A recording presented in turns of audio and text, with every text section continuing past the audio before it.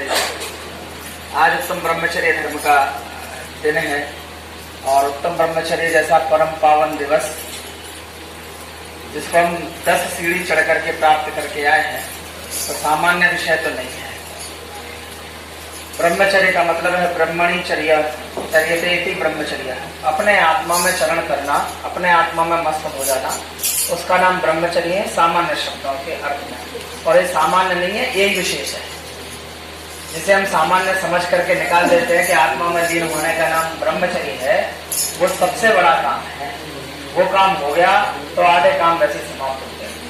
कल हमने पढ़ा था, जाना था, आकिंचन ब्रह्मचर्य धर्म 10 सार है। ये जो नए नए आज दिख रहे हैं ना मुझे सब लोग, जरा सुनना भाई, है ना।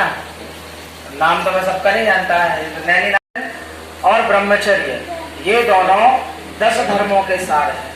तो 10 धर्मों के सार कोई सरल शब्दों में हो ऐसा तो है नहीं, कोई सरल हो ऐसा नहीं है।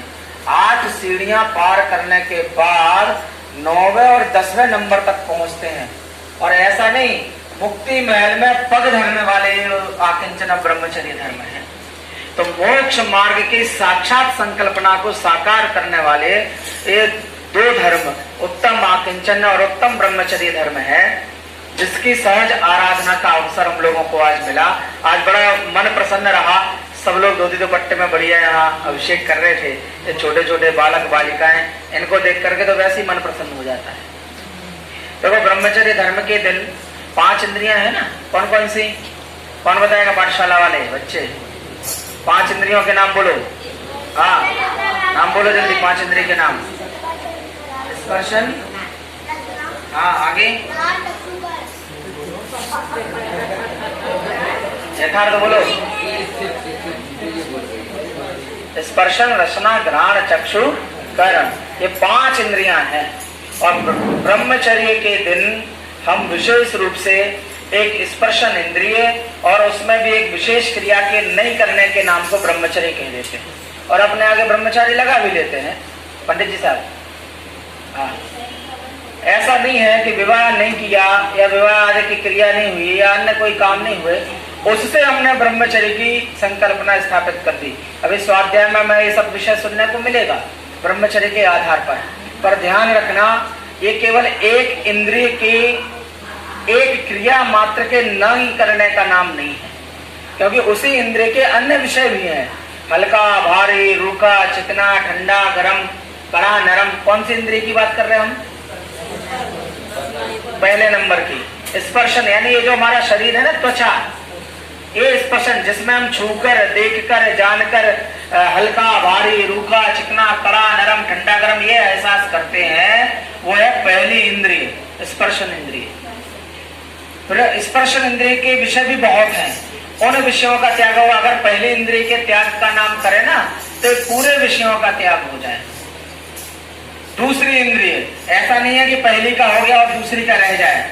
रसना इंद्रिय, उसके विषयों का त्याग भी इसमें है। घ्राण इंद्रिय के विषयों का त्याग भी है। चक्षु इंद्रिय के विषयों का भी त्याग है। और कर्ण इंद्रिय, ये 5 इंद्रिय, मतलब ये पूरा शरीर, त्वचा, रसना यानी जीव, हाँ आपके लिए सुना रहा हूं मैं।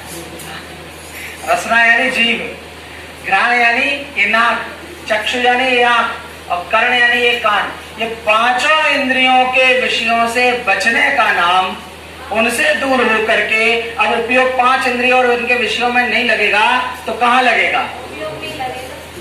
कहाँ जाएगा?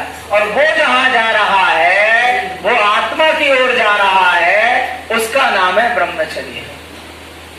केवल काम यानी इच्छा का त्याग कर देने का नाम ब्रह्मचर्य नहीं है, उसके अलावा उपयोग का स्व में लीन हो जाना, उसका नाम ब्रह्मचर्य है। समयसर ग्रंथाधिराज में काम और भोग ये 2 शब्द हैं। याद है गाथा? कौन से नंबर की गाथा में आए? हाँ, कौन से नंबर की गाथा है? बोलो, एक साथ बोलो सब लोग।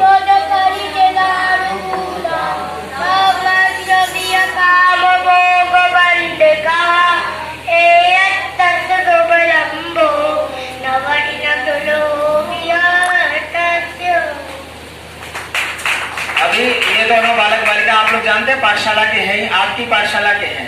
और ये इसके प्रेरणा स्रोत हैं पंडित जी साहब। लगभग 163 गाथाएं अभी दोनों को कंप्लीट हो गई है। और बच्चे हमारे 20 गाथाएं करी थी यथार्थ ने, है ना? कितनी करी थी? 20 15 उसने भी करी थी, इसकी भी गाथाएं आती थी, इसने भी गाथाएं सुनाई। ये सब इस पवित्र की देन है कि पाठशाला के बच्चे प्राकृत गाथाओं को पढ़ रहे हैं। तत्वार्थ सूत्र में भी ये 7 अध्याय और ये 5 अध्याय भी तैयार हो गए हैं। और ये सब काम हमारे अकेले की देन नहीं है, ये पाठशाला की देन है। और प्रीति भाभी जी भेजते रहते बार बार, आज शाम को पाठशाला लगेगी, आज कोई पाठशाला में नहीं आया, आज रविवार को बच्चों को क्या हो गया, लगता है माँ बाप के साथ बच्चे भी सो गए हैं। अरे भाई जगाने के लिए भेज रहे हैं। ये आज अंतिम दिन है, फिर आप नहीं मिलोगे, मुझे पता है, फिर आप हमें नहीं मिलोगे। आज मैं वाकई में आप लोगों को ये कहना चाह रहा हूँ, वो एक महाराज जी आए थे ऐसे ही, महाराज जी के सामने महाराज जी ने कल सुनाया, अटेंशन धन में सबको सुनाया, सारा ज्ञान कराया, संसार की असारता का, नश्वरता का, सबका ज्ञान कराया। पंडित साहब लोग बड़े प्रसन्न होकर के चले गए, बड़े खुशी हुए। एक आदमी रुक गया, तो तुम्हारी तो हुई नहीं है, तुम्हें क्या रोके? बोले महाराज जी बाकी सब बात तो ठीक है, लेकिन मेरी पत्नी मुझे बहुत प्रेम करती है और मैं अपनी पत्नी को प्रेम करता हूँ। मैं सब कुछ छोड़ सकता हूँ लेकिन अपनी पत्नी को नहीं छोड़ सकता। बोले बेटा ये सब माया जाल है, ये भ्रम जाल है, इसको तोड़ने का उपाय मैं बताता हूँ। एक काम करो, आपको सुना नहीं रहा हूँ ये सब माया जाल है, इसको तोड़ने का उपाय मैं बताता हूँ जरूर भाई साहब। क्या उपाय बताया? बोले घर पे जाना और शांति से लेट जाना, ऐसे लगे जैसे तुम मर गए। यहाँ तक तो सुना है आप लोगों ने, सुनी होगी, है ना? उसके बाद की नहीं सुने, उसके बाद की मैं सुनाता हूँ, सुनी होगी उसके बाद की ही। लेकिन वो जो 2 लाइन अंत में आई ना, वो मुझे बड़ी मजेदार लगी। मैंने कहा वो कहा, वो लाइन जरूर सुनाऊंगा। आए वो लेट गया, पहले तो कहानी आई थी, पर सब एक एक जन से पूछा जाता है, बाबा जी आते हैं, घोल बनाते हैं, सबसे पूछते हैं। वो कहानी नहीं है, वो कहानी नहीं है, एक घोल बनाने वाले नहीं है, ये दूसरा घोल बनाएंगे।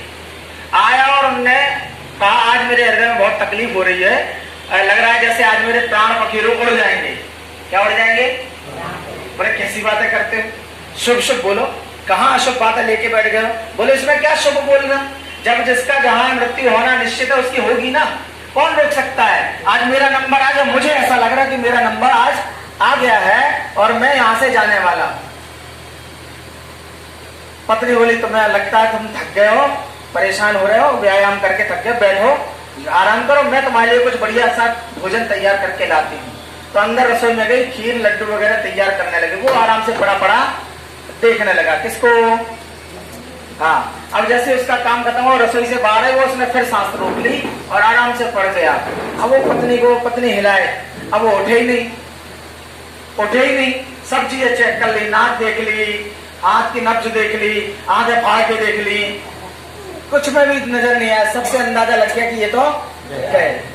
अब मन में आया कि रोना शुरू करें, और जैसे लगाया चिल्लाना है कि आवाज आएगी हाय राम, इतने में याद आया कि अरे मैंने तो खीर बनाई थी।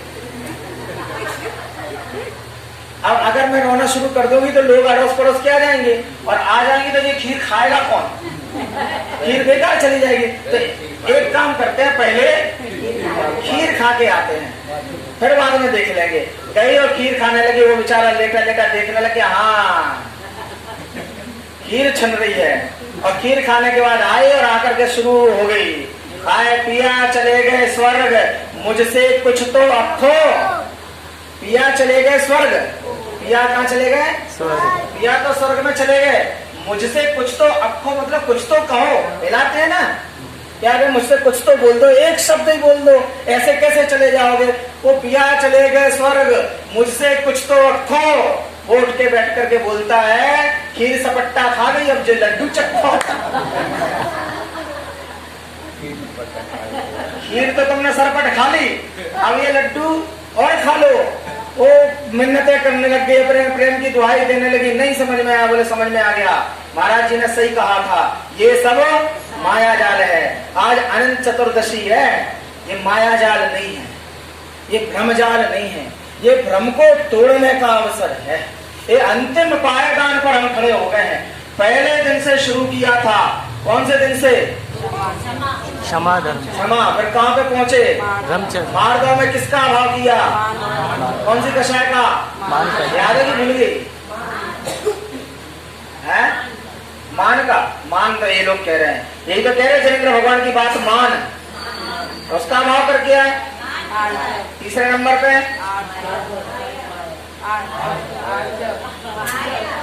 गड़बड़ है, क्लास फिर से शुरू कर, है ना। आर्जव धर्म, आर्जव धर्म में माया कषाय का अभाव कर किया, फिर लोभ कषाय का अभाव किया। सब कुछ तो छोड़ दिया, जब कुछ जो कुछ भी था संयम धारण कर लिया, तप ले लिया, जो कुछ और बचा था वो त्याग में कर दिया।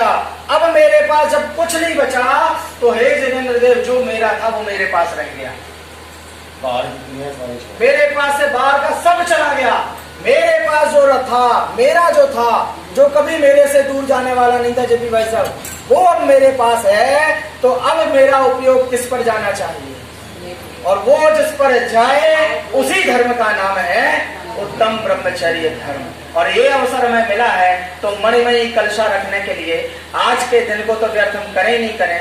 आज के बाद प्रतिदिन दैनिक क्रिया में हमारे में स्वाध्याय का क्रम शामिल हो, स्वाध्याय करना शामिल करें। जो जो करते हैं वे तो बहुत अच्छी बात है, और जो नहीं करते हो वे करना शुरू करें। आज प्रतिज्ञाबद्ध होकर के करना शुरू करें। हमें समय नहीं मिलता, हम जानते हैं बहुत व्यस्त हैं, लेकिन इतनी व्यस्तता भी नहीं है कि 15-20 मिनट आधा घंटा हम नहीं निकाल पाए। और आप उस सब का आनंद लें, स्वाध्याय करें, गंभीरता से करें और उसे पढ़ें, तो ब्रह्मचर्य धर्म को मनाने की सार्थकता होगी। क्योंकि स्वाध्याय से ही सारे अर्थ हमारे सिद्ध होने वाले हैं। आप सब सुने, सब पढ़ें और अपने आत्मा में लीन होने का उग्र पुरुषार्थ करें। इसी मंगल भावना के साथ उत्तम ब्रह्मचर्य धर्म की जय।